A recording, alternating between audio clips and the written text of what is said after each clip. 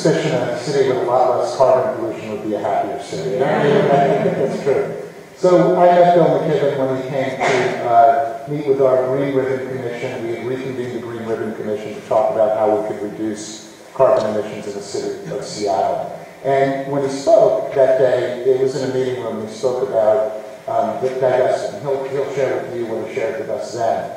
And I, that afternoon, met with my finance director, just, what's possible in that evening. I said, we're going to start down this pathway. And it was pretty easy to do that. And I just want to share some observations from Seattle as to why it was easy for me, and I think it's a good, right thing for Seattle to make that commitment.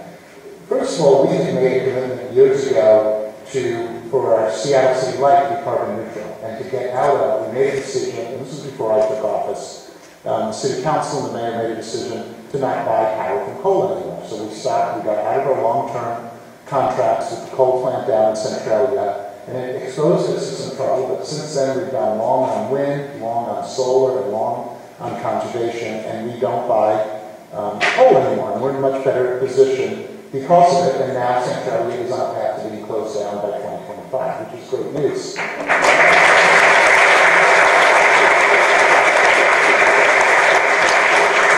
And I'm not going to talk too much about the coal trains here, but it's like, how could we sell out of coal? How could we stop using it and then ship the equivalent of, say, a dozen Centralias a year to our city that we export somewhere else? It just seemed really inconsistent with our values, and that spoke to the divestment issue as well. So what did we do instead? I mean, one of the ways you can produce new energy is by conserving your energy.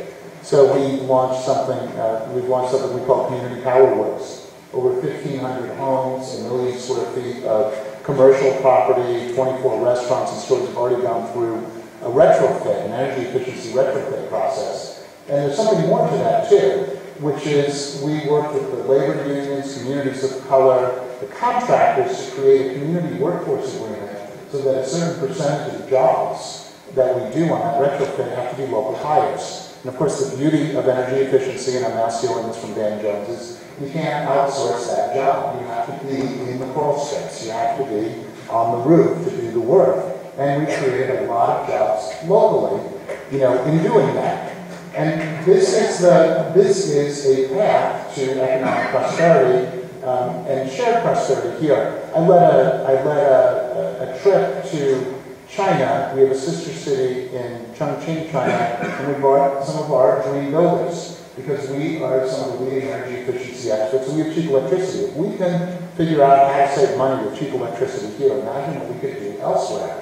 That's what we can export instead of coal. Right?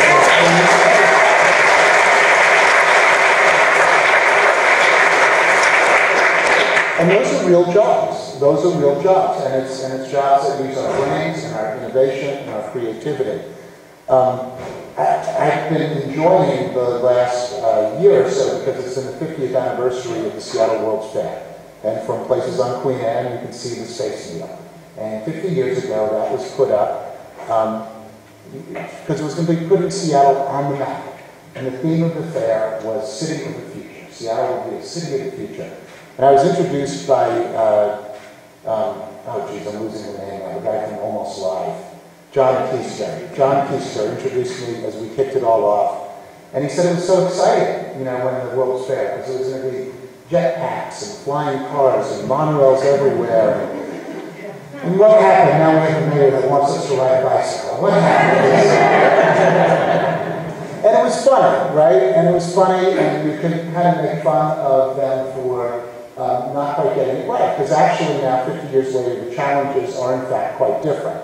We're not trying to figure out how to put more energy into things to make the world better. We're trying to figure out how to take more energy out. And, finding waste, eliminating waste, putting those savings into other things is far more economically productive, environmentally productive, healthier, too. And we are trying to figure out how to create a walkable, bikeable place with more transit. So we have different ways of getting around that are far more efficient and far better for the planet than, jetpacks and flying cars. But they did get it right that we would be a city of the future. They absolutely got that right. And you all know Seattle Center. It's where we have our Civic Science Center, Arts and Culture. We were going to put our mark on the map our place in the world by being innovative and creative. And just a week ago, I was at the kickoff of the Bullitt Foundation's headquarters. It's a living building. I talked about it in France, too. It's so simple to describe. Imagine a building in which all of the energy that's used, is sunlight that hits the building, where all of the water that's used is rainwater that falls on the property. And we can do that. And in a way, that's for our generation, for this generation, this is kind of what's facing over the next 50 years. This is our city of the future. This is how we're going to do it. So when Bill McGinn shows up and says we should think about, university campuses should think about divesting from fossil fuels. When we talk to people about, and we're working in coalition up and down the border, and I was actually speaking to Mayor Robertson of Vancouver, they have the same issues. It's not just coal trains. It's the tar sands pipelines, like in Canada. There's got to be this kind of a blue line here up and down the Pacific coast where we can make a difference. And so when Bill McGinn shows up and says we should think about doing this, absolutely we should think about doing this, and we should do more than we should do it. Because think about who our identity is as a city. Think about what our vision of the future can be for our kids. And, for all of those reasons, to express what our values are through our actions. I was really proud that we were able to go first, and I was a little jealous. We hadn't thought of it before, and I'm extraordinarily grateful there's somebody like Bill McGinn who's willing to say that.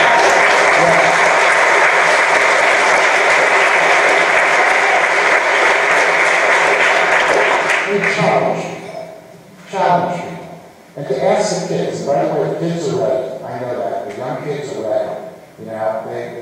They know that we need to do something different than what we've been doing. And it's kind of funny. I was sitting next to a buddy of mine from my Sierra Club days, and every once in a while when we'd be in a fight, somebody would say to us, "So what about political reality?" And political reality means this. And somebody said smartly to us one time, "Well, what about actual reality?" And actual reality is, if we're going to serve our kids, if we're going to give them a planet as beautiful as it was given to us, actual reality is we've got to do something different. So with that, I'm proud to